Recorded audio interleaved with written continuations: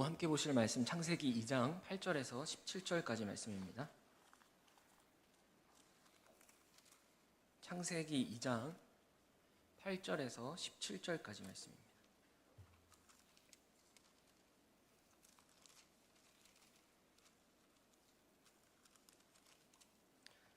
말씀을 한 절씩 함께 교독하겠습니다.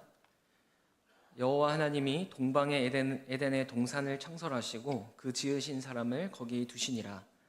여호와 하나님이 그 땅에서 보기에 아름답고 먹기에 좋은 나무가 나게 하시니 동산 가운데에는 생명나무와 선악을 알게 하는 나무도 있더라.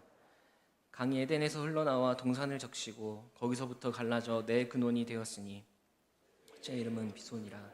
금이 있는 하웰라 온 땅을 둘렀으며 그 땅의 금은 순금이요 그곳에는 베델리엄과 호마노도 있으며 둘째 강의 이름은 기온이라. 구스 온 땅을 둘렀고 셋째 강의 이름은 히데겔이라. 아수르 동쪽으로 흘렀으며 넷째 강은 유브라데더라.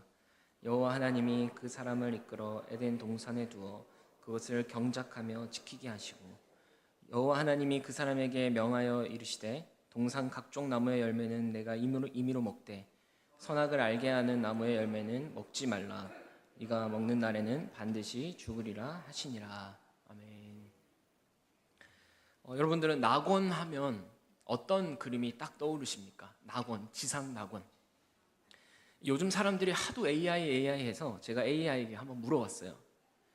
사람들이 말하는 지상 낙원이 어떤 모습인지 그림으로, 이미지로 보여줘라고 했더니 이걸 딱 보여주더라고요. 우리 앞에 화면 한번 보시면요. 너무 좋죠? 파라다이스 같죠? 이 그림에 보니까 옆에 이게 건물들이 있는 거 보니까 아마 최고급 호텔인 것 같아요. 근데 최고급 호텔인데 이 수영장이 인피니티 풀인데 바로 룸과 연결되는 인피니티 풀, 개인 수영장인 것 같아요. 너무 좋죠? 그러니까 이 바다와 바다랑 수영장이 쫙 이어져서 저 노을 지는 석양을 바라보면서 진짜 맛있는 음식 저 음식 보세요. 망고야 얼마나 먹고 싶게. 랍스타에 스테이크에 너무 좋지 않아요? 그야말로 지상 낙원. AI 왜 쓰는지 알 것 같아요. 여러분 이렇게 우리가 생각할 수 있고 우리가 경험할 수 있는 낙원은 아무래도 이런 최고급 휴양지가 아닐까라는 생각이 들어요. 제가 2020년 코로나 시기에 결혼을 했는데요. 때가 때인지라 해외로 신혼여행을 못 가고 제주도로 다녀왔습니다. 정말 이참에 한번 해외로 나오고 싶었는데 아쉽지만 그래도 그때 이제 코로나가 좀 이렇게 풀린 상황이어서 좀 이렇게 누그러든 상황이라서 제주도는 갈 수 있었어요. 그래서 아내와 이렇게 제주도 여행 계획을 이렇게 막 짜는데 우리 4박 5일 중에서 하루는 정말 좋은 호텔에 가서 호캉스를 한번 해보자. 그래도 신혼여행인데 1박은 5성급 호텔 한번 가봐야 되지 않겠냐. 나머지 3박은 좀 가성비 좋은 저렴한 호텔로 가고 그래서 큰맘 먹고 5성급 호텔을 딱 예약을 했어요. 그것도 고민을 많이 했던 기억이 있습니다. 정말 제주도에서 내노라는 이름 좋은 호텔을 막 가고 싶었는데 차마 그러진 못하고 차마 그렇게 하진 못하고 그거보다 좀 더 낮은 그래도 5성급 호텔에 예약을 했어요. 그래서 이제 식을 마치고 제주도로 떠났고요. 계획했던 호캉스하는 날이 되었습니다. 잔뜩 기대하는 마음으로 체크인을 했어요. 그리고 문을 열고 탁 들어갔는데 이 큰 통창으로 제주도의 바다가 쫙 펼쳐지는 거예요. 얼마나 예쁘던지 막 신이 나가지고 방구경을 했습니다. 제가 막 방구경하고 이런 거 되게 좋아하거든요. 막 호텔 화장실을 가보니까 야 우리 집 안방만 하더라고요. 거짓말 좀 더 보태면 우리 집 거실만 했어요. 그래가지고 막 신나가지고 이 난생 처음 이런 곳에 와보니까 막 눈이 휘둥그레져가지고 침대에도 누워보고 여러분 5성급 호텔은 매트리스도 다른 거 아시죠?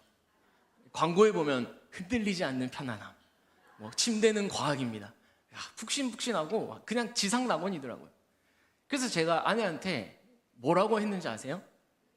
여기가 천국일세. 여기가 천국일세. 여러분 저도 사람인지라 어쩔 수 없어요. 여기가 천국일세. 그러면서 드는 생각이 이 돈 많은 부자들은 이런 호텔을 자기 집 드나들지 드나다닐 텐데 그렇잖아요.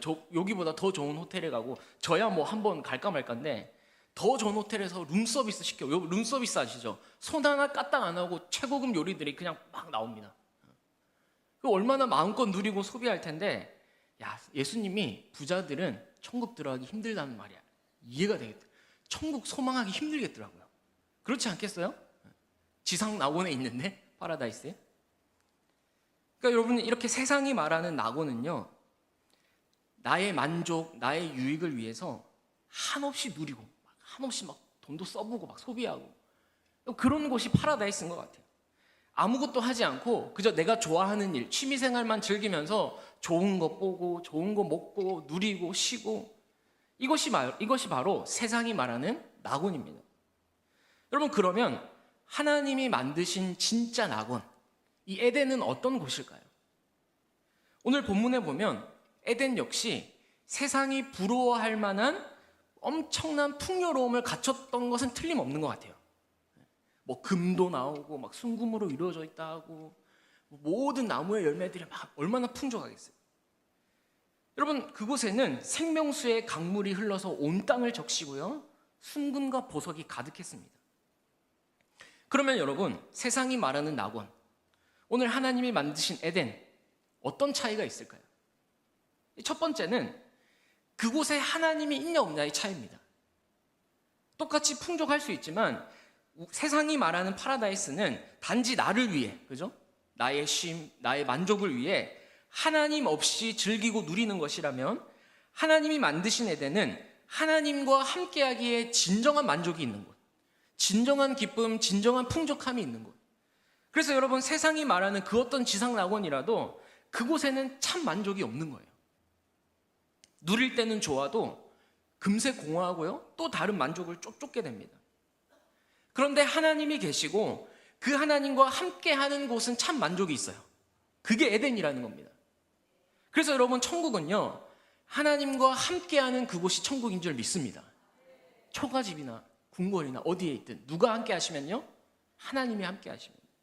그러니까 반대로 하나님이 없는 그곳은 천국이 아니죠. 낙원이 아닙니다.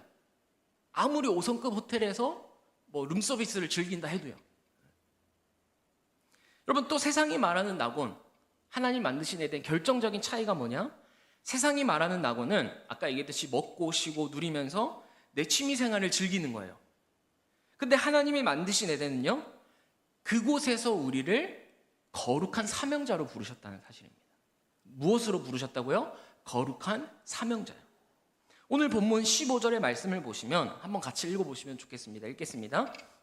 여호와 하나님이 그 사람을 이끌어 에덴 동산에 두어 그것을 경작하며 지키게 하시고, 하나님은 아담을 그저 그늘에 누워서 맛있는 열매나 마음껏 먹고 쉬어라고 하지 않으시고요, 그것을 경작하며 지키게 하시고 이 거룩하고 아름다운 동산을 돌보라라는 분명한 사명을 주셨습니다. 여러분, 하나님이 원래 디자인하신 이 에덴의 진정한 기쁨, 그 풍성함은요, 하나님이 맡겨주신 삶의 자리를 가꾸고 지켜내는 그 사명의 땀방울 속에 진짜 기쁨이 있는 거예요. 이게 세상이 말하는 낙원과 하나님이 말하는 에덴의 차이죠. 여러분, 우리 모두 오늘 말씀을 통해서 하나님이 허락하신 그 거룩한 사명의 자리를 다시 발견하고 되찾고 회복하는 은혜가 있기를 축복합니다. 우리 에덴이 어떤 곳인지 한번 자세히 살펴볼게요. 오늘 본문 8절 같이 함께 읽겠습니다. 여호와 하나님이 동방의 에덴에 동산을 창설하시고 그 지으신 사람을 거기 두시니라. 여러분, 히브리어로 에덴은 기쁨, 즐거움이라는 뜻이에요. 그러니까 이름 그대로 이 에덴은 하나님이 그곳에 거하셔서 사랑을 나누고 교제하는 기쁨이 충만한 장소, 즐거움이 넘치는 장소입니다. 바로 그곳에 하나님은 사람을 두셨다라고 되어 있어요. 그곳에서 하나님과 함께 살기 원하셨다라는 겁니다. 여러분, 그러면 하나님이 에덴에 아담을 두셨다, 무슨 뜻이겠습니까? 인간이 하나님과 깊은 교제를 나누면서 하나님으로 인해 풍성하고 만족하고 기뻐하고 그러한 가득 기쁨의 풍성한 삶을 사는 것, 그것이 바로 하나님의 뜻이라는 거예요. 그것이 우리를 원래 설계하신 그 에덴의 기쁨, 천국의 기쁨이라는 겁니다. 여러분, 이 귀한 5월 여러분의 가정 안에 풍성함이 있기를 축복합니다. 기쁨이 넘쳐나시기를 축복합니다. 누구 때문에요? 하나님 때문에. 하나님 때문에 기쁨이 넘치는 곳이 에덴이었어요. 여러분, 우리가 하나님 안에서 기쁨을 누리고 즐거움을 누리는 것이 얼마나 중요한지 모릅니다. 뭐 의무와 책임, 헌신, 섬김, 봉사, 이런 것도 필요하고 좋죠. 그런데 무엇보다 신앙생활의 첫 단추는 하나님이 주시는 기쁨을 누릴 수 있어야 돼요. 하나님으로 인해 풍성함을 누리는 것이 첫 시작이 되어야 됩니다. 여러분, 이러한 기쁨과 풍성함 없이 내가 사명자로 살아간다? 힘들어요. 쉽지 않습니다. 이러한 기쁨과 풍성함을 누리지 못한 채 그저 교회에서 봉사만 한다? 고갈만 되는 거예요. 그럼 나중에 번아웃이 옵니다. 여러분, 물론 우리가 방금 봤듯이 하나님은 아담에게 에덴 동산을 경작하고 지키라라는 의무, 책임도 주셨습니다. 그래서 의무와 책임 반드시 필요하고 좋은 거예요. 우리가 섬기고 봉사함으로 땀 흘리는 자리가 반드시 있어야 됩니다. 그런데 문제는 의무와 책임으로 봉사는 하는데 뭘 잃어버린 거예요? 하나님 안에서의 기쁨을 잃어버린 거예요. 여러분, 오늘 이 에덴 동산은 우리가 하나님과의 관계 속에서 어떻게 신앙생활을 해야 되는지에 대한 청사진을 보여주는데요. 하나님과의 깊은 교제를 통한 그 기쁨, 그 풍성함 속에서 봉사하고 섬기는 것이 바른 신앙생활이다라는 거예요. 근데 많은 사람들이요, 그 기쁨과 풍성함은 사라진 채 의무와 책임만 남았어요. 올해 또 5월 30일에 국내 단기 설교를 가네? 목사님이 가자 하네? 그래, 가야지. 이게 내 책임이지. 너무 좋은 거죠, 좋은 거죠. 또 추수감사절이네? 성탄절이네? 이거 해야지. 여러분, 하나님 안에 있는 기쁨, 그 풍성함을 누리지 못한 채 무작정 봉사하고 섬기는 것은 사실 원래 하나님이 설계하신 바른 신앙생활이 아닐 수 있어요. 물론 우리의 타락한 본성으로 인해서 어떻게 매번 기쁨과 풍성함을 누릴 수 있겠습니까? 그러지 못하는 게 현실입니다. 사실이에요. 여러분, 교회 일 할 때마다 어떻게 매번 늘 항상 기쁘겠습니까? 여러분, 그러세요? 우리 장로님 아멘 하셔가지고 제가 그런 분들은 거짓말하는 거라고 얘기하고 싶었는데 앞에서 아멘 하셔가지고 너무 감사. 이런 분들도 계세요. 근데 항상 늘 기쁘지만은 않거든요. 그냥 의무와 책임감으로 할 때가 있는 거예요. 어쩔 수 없이 하기도 하고. 그래서 우리가 첫 번째로 기억해야 될 것이 뭐냐면 이 하나님 안에서의 기쁨, 에덴이라는 곳, 하나님과 함께 거하는 곳, 그 하나님 안에서의 풍성함을 회복하고 되찾는 싸움을 싸워야 되는 거예요. 그래서 저는 오늘 이번 국내 선교도 제가 맡으면서 우리 성도님들 5년간 매번 가는 곳이지만 저도 교육자로서 일이 주어지고 업무가 주어지는 거지만 어쩔 수 없이 의무를 해야 되는 거 아닙니까? 책임감 있는 것으로. 근데 그 이전에 뭘 기억하려고 노력하냐면 하나님 안에서의 풍성한 기쁨. 내가 이게 기뻐서 그래서 그 전하는 게 흘려보내지는 거예요. 여러분, 그런 의미에서 저는 우리 이번 국내 단기 선교에 참여하는 모든 성도님들이 먼저 하나님 안에의 기쁨, 풍성함 회복하셨으면 좋겠습니다. 그 멀리 정읍까지 가서 하루 왼종일 섬기잖아요. 생각해보세요. 얼마나 힘들겠어요. 얼마나 피곤하겠어요. 새벽부터 저 밤까지. 의무와 책임감만으로 하는 것도 한계가 있다고요. 여러분, 부디 바라옵기는 우리가 먼저 이 에덴의 기쁨을 회복하여 하나님 안에 있는 기쁨과 풍성함을 누리면서 봉사하고 섬기는 그런 기쁨 가득한 선교의 현장을 경험하길 축복합니다. 그런 우리 대길교회가 되었으면 좋겠어요. 여러분, 그래야지 남는 게 있습니다. 그래야지 우리의 신앙도 발전하고 성장하는 거예요. 나누고 베풀 때 누릴 수 있는 그 하나님의 은혜와 축복을 받아 누리는 겁니다. 여러분, 우리 모두 에덴의 풍성함을 회복할 수 있기를 주님의 이름으로 축복합니다. 오늘 9절 말씀해 보니까 그 동산 안에는 아름답고 먹기에 좋은 나무가 나게 하셨다라고요. 이 표현은 뭐냐면 정말 말 그대로 자원이 한정적이지 않고, 여러분, 우리 왜 전쟁하고 경쟁하고 싸웁니까? 한정적인 자원 때문에 그래요. 근데 그렇지 않고 너무나 풍족하게 주어져 있다는 거예요. 애쓰고 수고할 필요 없이 기쁘고 즐겁고 풍성하도록 그런 환경들이 주어졌다는 겁니다. 그리고 그 에덴에는 뭐가 흐르냐? 강이 흐르고 있어요. 2장 10절에 보시면 강이 에덴에서 흘러나와 동산을 적시고 거기서부터 갈라져 내 근원이 되었다. 여러분, 이 정보도 사실 왜 중요하냐면 이 강은 에덴이라고 하는, 여러분 혹시 그 구약에서 최초의 성전, 성막 뭐죠? 죄송합니다. 너무 갑자기 질문해가지고 다들 너무 갑자기. 보통 모세가 만든 성막이라고 생각하잖아요. 이 광야에서 그 이동식 텐트라고 생각하는데 사실 가장 최초의 성소, 이 성전은 뭐냐면 에덴이에요. 에덴이에요. 여러분 에스겔 47장에 보면은 성전에서 흘러나오는 생명수의 물이 있죠. 그 생명의 물이 성전에서 흘러나와서 처음에는 발목, 그리고 무릎, 허리까지 점점 차더니 나중에는 헤엄쳐서 건너야 될 큰 강이 되어버립니다. 그리고 그 물이 가는 곳곳마다 죽어있던 생물들이 되살아나요. 그리고 요한계시록 25장에 보면 하나님의 보좌로부터 흘러나오는 생명수가 나옵니다. 그 생명수의 이미지, 그 그림의 원형이 바로 어디냐? 에덴이라는 곳이에요. 강이 에덴으로부터 흘러나와서 온 동산을 적시는 거예요. 온 땅의 만물들이 살아나는 겁니다. 풍족한 열매를 맺는 거예요. 그 원형이 어디냐? 에덴입니다.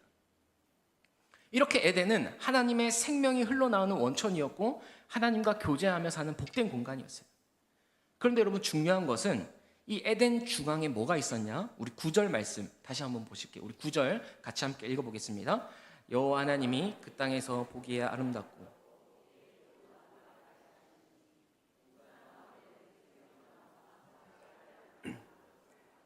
동산 중앙에 뭐가 있다고요? 생명나무와 선악을 알게 하는 두 그루의 나무가 있습니다. 이 생명나무는 하나님과의 관계 안에서만 주어지는 생명을 상징하는 나무예요. 그러니까 무슨 말이냐면 이게 무슨 생명나무 자체의 마법처럼 뭐 이것을 먹게 되면 죽지 않는 불사의 능력이 생겨 이런 게 아니라는 거예요. 이 생명나무를 먹으면 이 생명나무 안에 있는 어떤 능력이 우리를 영생하게 한다 이렇게 이해하시면 안 됩니다. 생명나무는 하나님과의 언약 관계 안에서 살아가는 것이 곧 생명이고 그것을 늘 상기시키고 되새기는 은혜의 표지예요. 선악을 알게 하는 나무도 마찬가지입니다. 이걸 먹으면 뭔가 선악을 알게 될 것만 같은 지식이 생길 것 같은 그런 느낌이 드는데 실제로 이 나무에는 그런 능력이 없어요. 이것을 먹으면 무언가를 알게 되는 게 아닙니다. 그래서 구약학자인 데릭 키드너라는 사람이 이 나무에 대해서 이렇게 진술하고 있습니다. 같이 한번 읽어보실까요? 이 나무는 마법적인 속성이 있는 것이 아니라 도덕적인 선택을 요구하는 나무이다. 이 나무는 도덕적인 선택을 요구하는데 이게 무슨 말이냐면 하나님이 정하신 질서를 믿고 따를 것인가 아니면 내가 성과학에 대한 기준을 스스로 결정하며 살아갈 것인가를 선택하게 한다는 거예요. 선택을 요구한다는 거예요. 여러분 하나님은 인간을 다른 피조물들과 다르게 지정의를 가진 인격적인 존재로 만드셨습니다. 그래서 인간에게 뭐가 있냐면 자유의지라는 게 있어요. 여러분 자유의지 다 한 번쯤 들어보셨을 겁니다. 나의 행동과 결정을 스스로 조절하고 통제하는 능력인데 말 그대로 자유롭게 선택할 수 있다는 거예요. 여러분 하나님은요 인간을 로봇으로 만든 게 아닙니다. 오직 순종만 하도록 막 프로그램으로 설계해 놓으신 게 아니에요. 완전한 자유의지를 가진 고등한 인격체로 지으셨어요. 즉 아담과 하와는 그 자유의지로 하나님께 순종할 수도 있고 불순종할 수도 있었던 겁니다. 근데 뭘 선택했어요? 불순종을 선택하죠. 여러분 하나님은 인간을 기계처럼 로봇처럼 지으시지 않고 하나의 인격체로 지으셔서 자발적인 순종을 통한 인격적인 교제를 원하셨다라는 겁니다. 그래서 아담을 하나님의 형상으로 지으셔서 에덴 동산에 딱 두셨는데 그 에덴에서 마음껏 자유롭게 먹되 뭐만 빼고 다 먹으라고 하셨어요? 선악과만 빼고.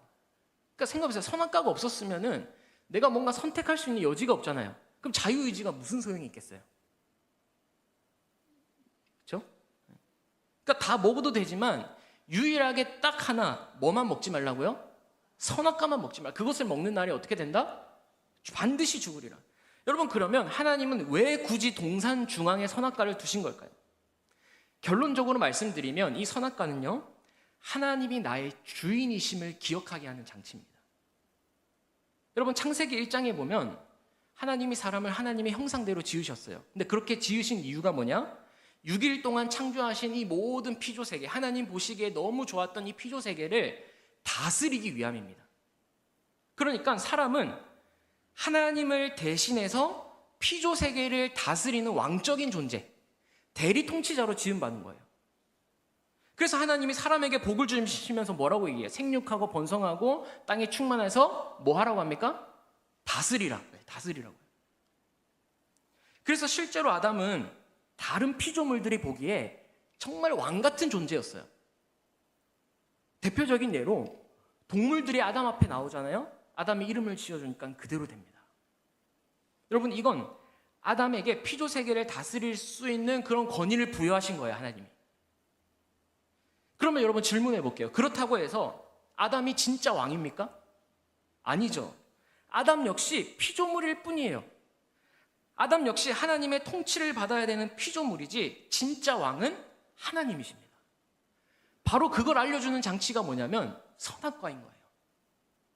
그래서 어디에 있든 볼 수 있도록 동산 중앙에 딱 있잖아요. 여러분, 중앙에 있으니까 어디에 있든 뒤돌아서면 딱 보이는 게 뭐예요? 선악과예요. 동산 중앙에 있어서. 그 선악과를 보면서 뭘 기억하라는 거예요? 네가 이 동산에서 모든 걸 다 할 수 있지만, 그래서 정말 왕 같은 대리 통치자로 네가 다 할 수 있지만 그래도 너는 진짜 왕이 아니야. 누가 진짜 왕을 기억하라는 거예요? 하나님이 왕이시야. 이걸 기억하라고 삶의 한복판에 심으신 게 선악과예요. 여러분, 그러니 선악과는요, 하나님이 아담이 하나님 안에서 참 행복을 누리도록 설계하신 배려입니다. 은혜의 장치예요. 뭐 괴롭히려고 놔둔 게 아니라, 다 먹을 거 알면서도 놔둔 게 아니라, 이 선을 넘어가면 아담이 타락한 천사장과 같이 될 거기 때문에 그 선을 넘지 않도록 하나님이 주신 것들을 마음껏 누리면서 배려하신 섬세한 은혜인 겁니다. 여러분, 요즘 2호선 그 상담가 되게 유명하잖아요.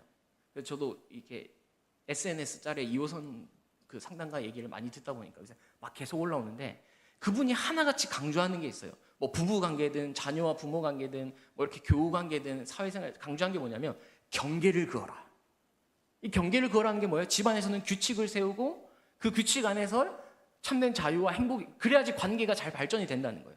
선악과가 그런 겁니다. 그 경계를 긋는 거예요. 왜냐? 진짜 왕은 하나님이시니까. 그런데 아담과 하와는 그 자유의지를 가지고 어떻게 했습니까? 불순종을 선택한 거예요. 내가 내 스스로 왕이 되겠다는 겁니다. 하나님 왕 인정하지 않겠다는 거예요. 그 선악과를 먹은 것 자체가 반역이죠. 여러분이 만약 하나님이에요. 이 세계를 창조하고 설계하신 하나님입니다. 이런 상황에서 어떻게 하시겠습니까? 저라면요, 아담 대신에 다른 피조물들을 세우든지 아니면 그냥 싹 갈아엎을 것 같아요. 그리고 뭐 새로 다시 시작해야 되는지 뭐 그러지 않겠습니까? 여러분, 아담이 그 선을 넘어버린 순간 세상은 죄로 인해 엉망이 되고 왜곡이 되었습니다. 무엇보다도 하나님이 선물로 주신 관계들이 크게 변질되기 시작했는데요, 첫째로 하나님과의 관계가 소원해졌어요. 여러분, 아담과 하와가 선악과를 먹고 나서 하나님 부르셨을 때 어떻게 행동합니까? 숨어버리죠. 나타나지 못하는 거예요, 하나님 앞에. 죄의 특성입니다. 우리의 모습이에요. 원래는 마음껏 하나님과 교제했어요, 에덴 동산에서. 근데 하나님 앞 부르심에 피하여 숨어버려요. 또 자연과의 관계에도 문제가 생겼죠. 땅이 저주를 받아서 평생 수고하여야 그 소산을 먹게 되었어요. 아까 얘기했지만 뭐 굳이 자원이 한정적이지 않기 때문에 자유롭게 먹을 수 있어요. 그리고 무엇보다 땅이 가시덤불과 엉겅퀴를 내서 수고한 대로 결실이 맺어지지가 않아요. 여러분, 많은 사람들이 착각하는 게 이 노동이라는 게 타락 이후에 들어온 거라고 생각하는데 그렇지 않습니다. 우리 아까 봤던 오늘 본문 2장 15절에 보면 분명 노동이 있었어요. 동산을 경작하고 지켜야 되는 노동이 있었습니다. 근데 차이가 뭐냐? 원래 노동은 고통스러운 것이 아니었어요. 기쁨이 있고 만족이 있고 보람이 있고. 그런데 타락 이후의 노동은 고통입니다.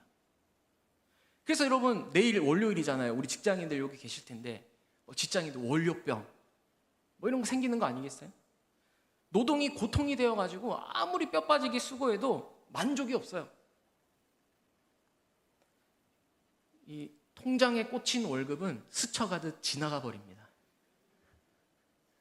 저도 사례를 받으면 뭐 얼마인지도 모르게 그냥 지나가 버려요. 그리고 제 통장에는 한 달 20만 원만 남습니다. 여러분, 이게 뭐 얼마를 벌든가는 중요하지 않아요. 얼마가 뭐 꽂히는가는 중요하지 않아요. 그냥 만족이 안 되는 거예요. 그리고 인간과의 관계도 왜곡되었죠. 아담과 하와가 딱 결혼식을 올려서 아담이 하와 보고 뭐라고 합니까? 내 뼈 중에 뼈요, 살 중에 살이야. 이 아름다운 세레나데, 엄청난 고백이거든요. 근데 선악과를 먹고 나서 뭐라고 해요? 내가 저 인간 때문에 먹었습니다. 저 인간만 없었더라면. 책임을 전가하고요, 하와를 비난해요. 이 뭐예요? 온전한 가정의 연합이 깨지는 겁니다. 그 이후로 남녀 간의 관계가 어떻게 변질된 줄 아세요? 어떻게든 주도권 싸움인 거예요.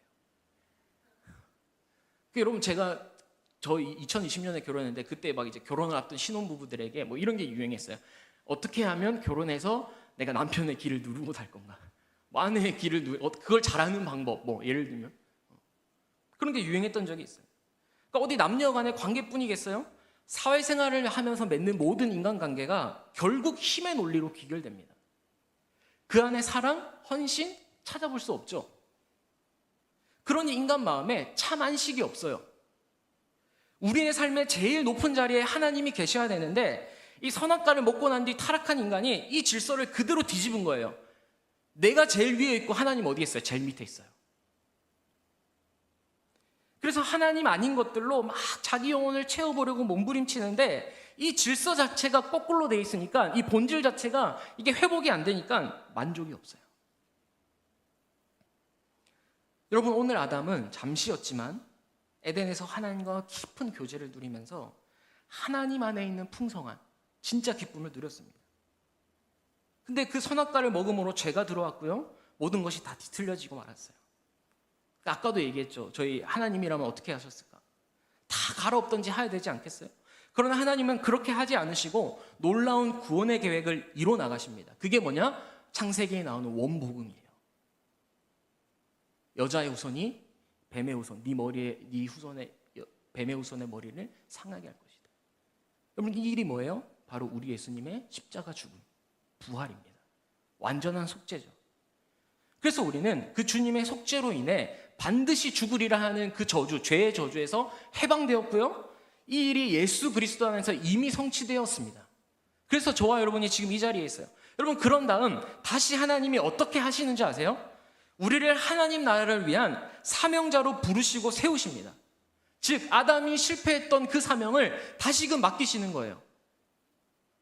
여러분, 우리의 구원은 단순히 죄사함을 받고 천국에 가는 것만이 아닙니다.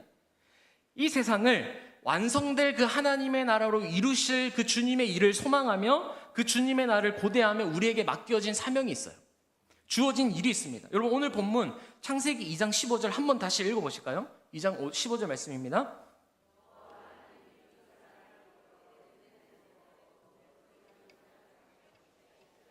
네, 여기 보시면 그것을 경작하고 지키게 하셨다. 그러니까 뭐 어떻게 보면 아담에게 뭐 농부의 일을 맡겼다, 뭐 혹은 동산을 가꾸고 돌보는 일을 맡겼다라는 느낌이 드는데 사실 이 구절은 훨씬 더 깊은 의미가 있습니다. 여러분, 이 의미를 제가 최대한 짧고 쉽게 이렇게 설명해 드릴 때 눈 크게 뜨고 한번 따라와 주셨으면 좋겠어요. 여러분, 이 15절에 경작하다라고 하는 표현이 있죠. 이 경작하다라는 단어가 히브리어로 아바드라는 단어입니다. 뭐 외우실 필요는 없는데 잠도 오니까 한번 같이 따라해 볼까요? 아바드. 네, 아바드라는 단어예요. 근데 이 단어가 성경에서 어떻게 거의 대부분 해석이 되었냐?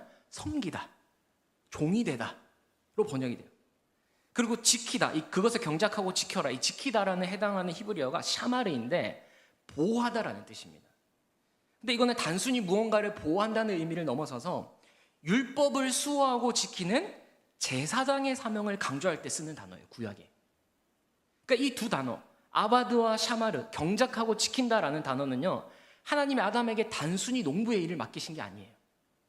단순히 뭔가를 경작하고 지켜라라는 임무를 주신 게 아니라 종이 되어 섬겨서 율법을 수호하고 지키는 제사장 직무를 주신 겁니다. 뭘 주셨다고요? 제사장 직무. 꼭 기억하세요. 그래서 여러분, 이 아바드와 샤마르가 동시에 또 등장하는 곳이 있어요, 구약에. 민수기 3장 7절 8절 말씀입니다. 우리 같이 한번 읽어보시겠습니다. 그들이 회막 앞에서 아론의 직무와 온 회중의 직무를 위하여 회막에서 심우하되 곧 회막의 모든 기구를 맡아 지키며 이스라엘 자손의 직무를 위하여 성막에서 심우할지니. 이 민수기 3장 말씀을 히브리어로 보면요, 아바드와 샤마르가 토시 하나 안 틀리고 그대로 나와 있어요. 두 단어가 동시에 쓰였습니다, 이 구절에. 그러니까 요약하면 레위 사람들은 아바드, 성막에서 하나님을 섬기고, 샤마르, 그 회막을 지키는 임무를 부여받았다는 거예요. 그러니 오늘 이 창세기 2장에서 하나님의 아담을 에덴으로 이끌어서 그것을 경작하고 지키라, 아마드하고 샤마르 하라라는 이 말씀은 그 바로 에덴이 하나님의 임재가 있는 성소였고, 그 성소에 하나님 아담을 제사장으로 부르시고 계신 거예요. 여러분, 출애굽기 19장에 보면 출애굽한 이스라엘 백성들이 시내산에서 하나님과 공식적인 언약을 맺습니다. 그래서 그러면서 하나님이 이들의 정체성을 이렇게 말씀해요. 출애굽기 19장 5절 6절인데요. 제가 읽어보겠습니다. 세계가 다 내게 속하였나니 너희가 내 말을 잘 듣고 내 언약을 지키면 너희는 모든 민족 중에서 내 소유가 되겠고 너희가 내게 대하여 제사장 나라가 되며 거룩한 백성이 되리라. 여기 보면 제사장 나라, 거룩한 백성이 나오죠. 이게 이스라엘의 정체성인데, 여러분, 제사장 나라가 된다라는 게 뭘까요? 쉽게 말하면 열방을 돕고 섬기며 살아라 라는 거예요. 다른 민족들도 이스라엘 너희 민족을 통해서 하나님을 알고, 그래서 하나님을 예배하도록 너희들이 제사장 역할을 해야 된다라는 거예요. 그게 너희의 부르심이라는 거예요. 내가 너희를 왜 출애굽에서 애굽에서 구원했는 줄 아냐? 왜 지금 가나안 땅으로 너희를 이끌고 가는 줄 아냐? 그 땅에서 하나님만 온전히 예배하며 그 모습을 통해 다른 민족도 하나님을 알게 하기 위함이다. 그게 제사장 나라가 된다는 거예요. 여러분, 제사장 사역이 뭡니까? 구약에서 죄인이 하나님 앞에 죄를 고하고 나오면 제사를 드릴 수 있도록 도와주는 역할을 했어요. 하나님과의 관계가 회복되도록 그 예배자가 다른 사람을 도와주는 일을 하는 사람이 제사장입니다. 즉 다른 사람을 섬기고 화목해 하는 사역인 거예요. 지금 하나님은 이스라엘 백성을 향해 너희들이 그 역할을 감당해야 돼. 여러분, 창세기 2장에서는 아담 개인에게 종이 되어 섬기는 제사장 직무를 주신 거라면, 아까 얘기했죠? 지키고 경작하고 지키라. 그죠? 아담 개인에게 제사장 직무를 주신 거라면 출애굽기 19장에서는 이스라엘이라는 공동체로 계시가 발전한 겁니다. 그리고 창세기 2장에서는 하나님이 임재하는 에덴이라는 장소를 잘 돌보고 가꾸어라. 그곳에서 너가 종이 되어 섬겨서 나를 드러내라 라는 사명을 주셨다면, 출애굽기 19장에서는 장차 이들이 정복해야 할 가나안 땅, 여러분, 지금 이들이 출애굽한 게 가나안을 가기 위함 아닙니까? 특별히 가나안에서도 성전이 있는 그 예루살렘, 그 성전에 하나님이 임재하셔서 이들이 드리는 예배를 받으시고, 그곳에서 이스라엘이 제사장 나라의 사명을 감당하라는 거예요. 아담의 사명과 동일한 사명입니다. 여러분, 제사장 나라에서 나라라는 것을 원문으로 보면 통치라는 뜻이에요. 제사장으로서 통치한다. 이스라엘이 제사장으로서 하나님의 나라를 다스리게 된다는 거예요. 여러분, 아까 제가 창세기 1장 설명하면서 다스린다 기억나시죠? 통치권, 왕권의 개념이 어디서 나왔습니까? 하나님의 형상으로 지어진 사람이 하나님의 대리 통치자로 피조 세계를 다스린다. 여러분, 기억나죠? 그러니까 지금 이 창세기 1장의 문화 명령이 쭉 이어지는 거예요. 구약에도 동일하게. 그리고 이게 신약에 넘어와서는 어떻게 표현되냐면 베드로전서 2장 말씀입니다. 같이 한번 읽어보겠습니다. 그러나 너희는 왕같은 제사장들이요 거룩한 나라요 그의 소유가 된 백성이니. 출애굽기 19장에 나오는 제사장 나라가 베드로전서 2장에서는 왕같은 제사장이다 라고 표현하고 있는 거예요. 여러분, 하나님께서 에덴을 지으셔서 그 자리에 아담을 제사장으로 부르셨듯이 하나님은 다시금 우리를 나라와 제사장으로 삼으셨습니다. 이것은 단지 우리의 부르심이 죄사함에 그치는 것이 아니라 창세기에서 잃어버렸던 그 인간의 본래 소명, 하나님과 함께하고 하나님 안에 있는 그 에덴의 기쁨을 누리고, 그래서 그분을 예배하고 세상을 돌보는, 하나님의 사랑으로 다스리는 그 제사장적 삶을 회복하는 그 부르심으로 우리를 초청하고 있는 거예요. 사랑하는 우리의 성도님들, 하나님은 저와 여러분을 제사장 나라로 세우셨습니다. 하나님을 예배하며 그분을 드러내는 왕같은 제사장으로 삼으셨어요. 여러분들의 일상이 펼쳐지는 그곳, 내일부터 시작되는 그 살아가는 삶의 현장에서 제사장으로서의 정체성을 가지고 세상을 섬겨야 됩니다. 그런데 이 놀라운 부르심을 받고도 우리 역시 실패한 날들이 많아요.